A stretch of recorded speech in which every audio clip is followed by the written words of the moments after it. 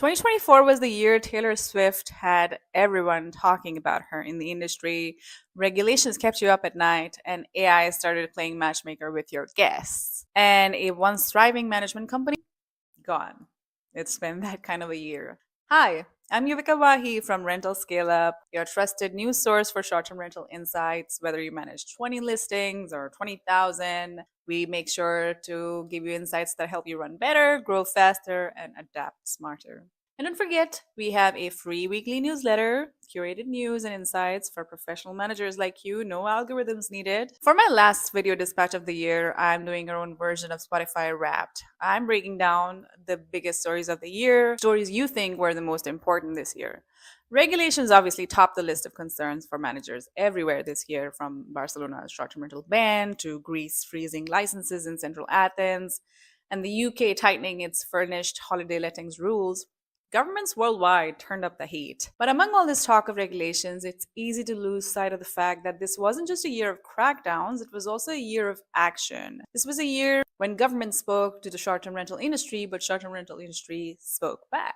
This became a dialogue. For example, Residential Homeowners Association in New York and their grassroots movement softened really harsh restrictions. And Alep, the Portuguese Short-Term Rental National Association, worked to mitigate Portugal's new rules and actually was able to overturn quite a few of these restrictive rules. And in Barcelona, the European Holiday Home Association formally challenged Barcelona's outright ban. The regulations also go beyond banning and hint at an industry professionalizing. For example, Italy rolled out a national identification number.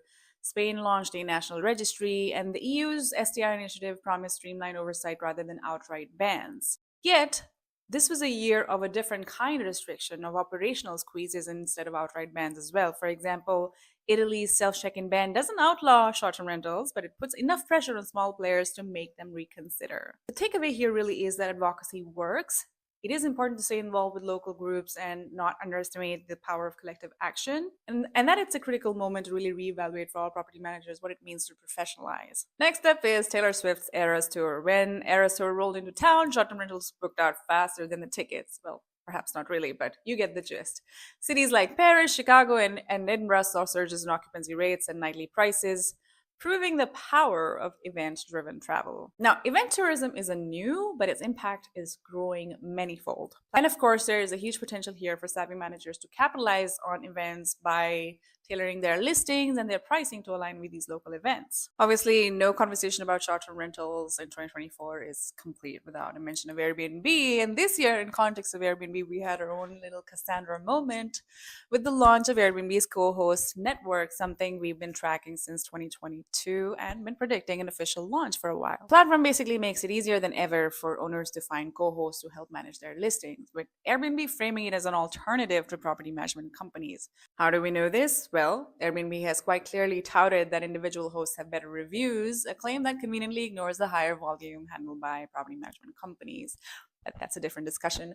But it's not all bad. For flexible managers, partnering with co-hosts might open doors to new clients without the cost of acquiring them. And even though you cannot register as a company, you can still register your staff as individuals as co-hosts. Continuing on the subject of Airbnb, Airbnb's ads once again had your attention. Through its ads this year, Airbnb continued its positioning itself as a hotel alternative, but this year, Vrbo finally made a splash. Shock and awe. Vrbo's Relax Host Free Stays campaign featured Nick Saban and it hit during the US football season and did get stuck in people's minds. Vrbo also added 1 million city-friendly listings previously that were exclusive to Expedia, signaling that perhaps Vrbo is ready to compete seriously with Airbnb. Overall, it's very clear that the competition among the big three is heating up, and hopefully professional managers stand to benefit from platforms striving to offer better tools and exposure. One specific way all three platforms tried to improve their offerings was with the use of AI. AI was once again the buzzword of the year. What stood out was how Airbnb, Booking.com, and Vrbo use AI and machine learning to personalize guest experiences, and all in their own different ways. Airbnb once again took the lead. In the summer, Airbnb released Airbnb Icons, which was seemingly an unrelated development. However, Icons featured free stays for travelers willing to provide personal data, feeding into tools like Journey Ranker and Low Inventory State that tailor search results. We've covered both in detail before.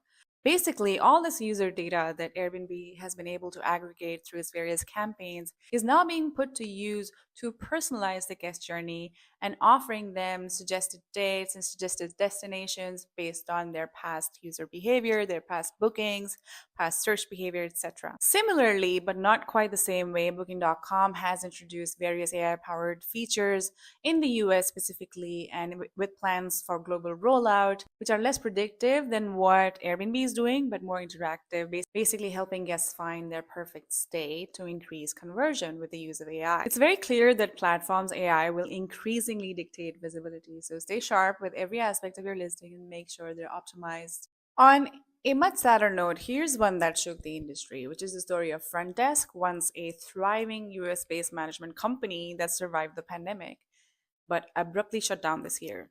This wasn't just a story about a company folding, it was a cautionary tale. It was about the cost of growth. Frontdesk grew fast, scaling to manage hundreds of units, but high cost and unsustainable practices ultimately led to its demise. Once again, a good time to think about that growth is tempting, but it has to be balanced with profitability. Your focus has to be on lean operations, adaptability, and margins, especially in a market facing so much pressure from regulations and pricing. So, what defined 2024? Regulations challenged us, advocacy empowered us, AI continued to evolve, and Taylor Swift reminded us to watch out for event driven trends. We saw the rise and fall of more giants. Sobering reminder to stay lean and strategic. Let us know in the comments what was your biggest takeaway from 2024? What caught your attention that maybe I haven't covered here? Thank you so much for watching. And here's to going through 2025 with insights, with data, with close attention to your own performance and the market's performance, and maybe a little Taylor Swift on your playlist. See you in 2025. Happy holidays and a happy new year.